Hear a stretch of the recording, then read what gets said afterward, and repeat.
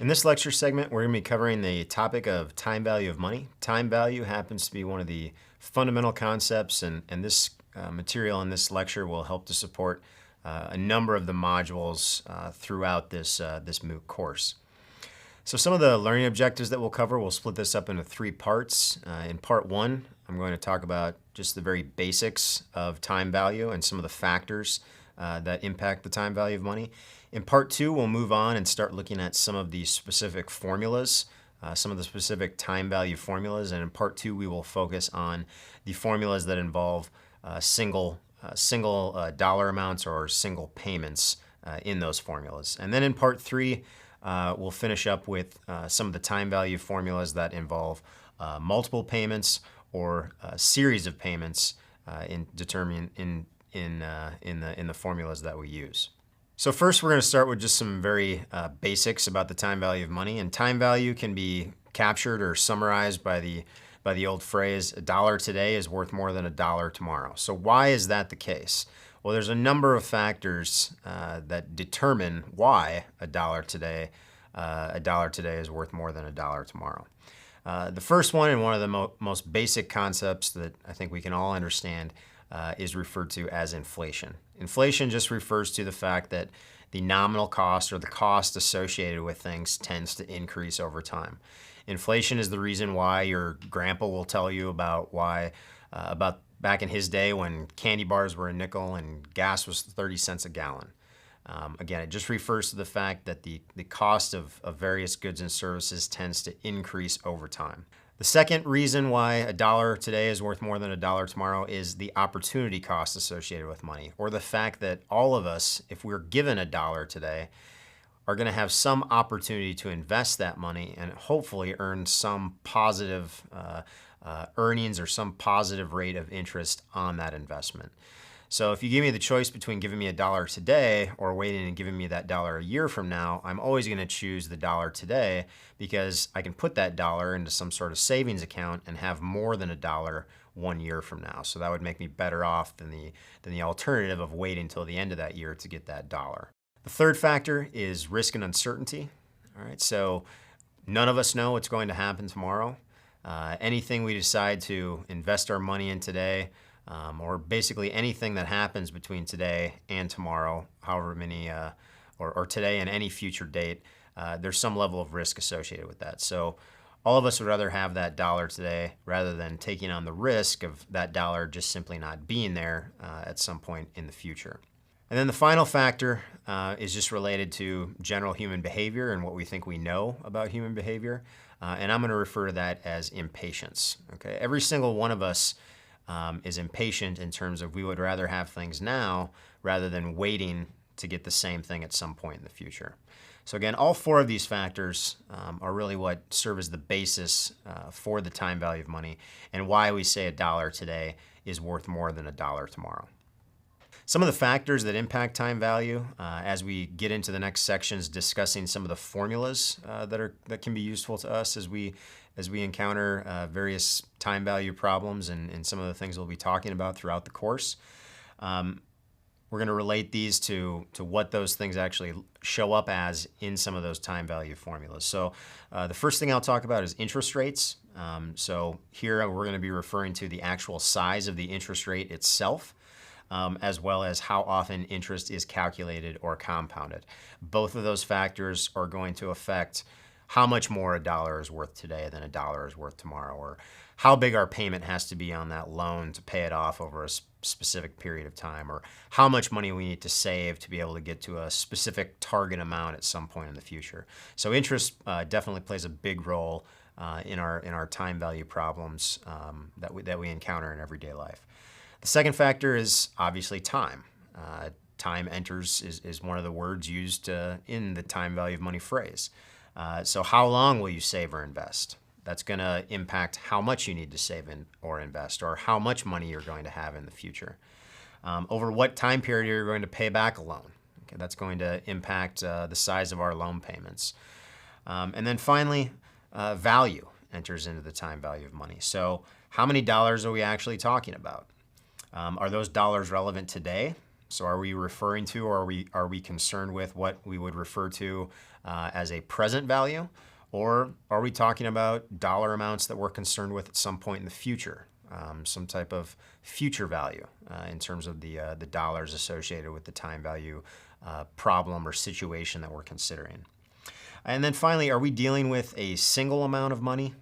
So are we going to save a single amount today, or are we saving to reach a specific amount in the future? Or are we dealing with a situation where there's going to be a series of payments made, or a series of different deposits or savings amounts that are made over time? We're going to have formulas that help us deal with each one of those situations independently. So as we move on to parts 2 and 3 of this lecture segment on the time value, we're going to get into some of those formulas specifically and look at exactly how those work. All right, first we're going to focus on the time value formulas that involve a single payment. Okay, and the two formulas that we're going to cover in this section are basically going to be converting from a single dollar amount today into an equivalent dollar amount in the future. So a problem where we're compounding or converting dollar amounts today to some dollar amount in the future. Or we're also going to look at a formula where we are discounting. So based on a future dollar amount, what is the equivalent present value? So the first formula that we'll take a look at is the single payment compound amount, or as an acronym, we can refer to this one as SPCA. What this formula does is it solves for or finds a future value based on a present value, an interest rate, and a length of time. All right, so this is going to give us a future value as long as we know a present value, an interest rate, and a length of time. Some examples where we might find this formula useful. So suppose that you want to find out if you save or invest $100 today and earn 6% interest, how much money will you have in 10 years? All right. SPCA is a formula that'll give you the answer to those types of questions. Again, solving for a future value based on a present value, given an interest rate and a length of time. Again, here we're referring to single dollar amounts. It's a single present value. What is the future value of that, the single future value of that, based on an interest rate and a length of time? In contrast, we can also do the same type of thing in terms of moving backwards in time. So what is the present value of a future dollar amount given a time period that separates those two, as well as an interest rate? The formula we would use in that case is referred to as the single payment present value, or the SPPV formula. Again, this formula is used to find the present value of a single future dollar amount given an interest rate and a length of time. So situations or questions where the formula, this SPPV formula might be useful. Let's say you'd like to have $1,000 in 5 years, so that's the future value that you know, or that targeted future value. How much would I need to save today? How much would I need to put away today if I can earn 5% interest over that 5-year period? The SPPV formula would help us to solve for that required present value so that we would have that $1,000 5 years from now. In this section, we're going to be covering some more time value formulas, specifically ones that involve a series of payments over a period of time. So the first one that we'll take a look at is called the Uniform Series Compound Amount Formula, or USCA as an acronym. What this formula does is it solves for a future value based on a series of payments that are made over a certain period of time, earning a specific interest rate. So examples where we might use this formula, or cases where this formula might be useful in terms of handling time value problems. If I save $100 each month, how much will I have in 10 years if I can earn 6% interest? That question includes a regular payment, that's the $100 that we'll be saving or making each month. We're going to do that over a 10-year period, and we're going to earn 6% interest on each one of those monthly savings amounts. How much will we have in 10 years? The USCA formula can be used in this case to tell us how much we'll have at that future time period. All right, we can also rearrange the USCA formula to solve for the payment based on a specific or target future value. And that formula is referred to as the sinking fund deposit, or SFD formula. Again, here we're going to use this formula to find the required payment size based on a known or a targeted future value. So a real common example here would be where you know that there's a certain amount of money that you want to have in the future. You have a savings goal or a savings target. You want to know, how much do I need to regularly save so that I do have that amount of money in the future?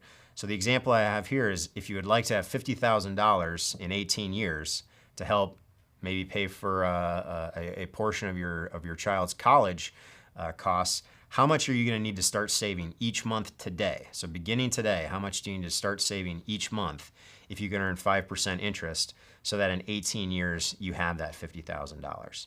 Another really common example where the sinking fund deposit formula is used is for retirement planning. So let's say that you know how much money you would like to have at retirement, and maybe that's 30 or 40 or 45 or even 50 years out in the future, but you have an idea of how much money you would like to have saved up at retirement.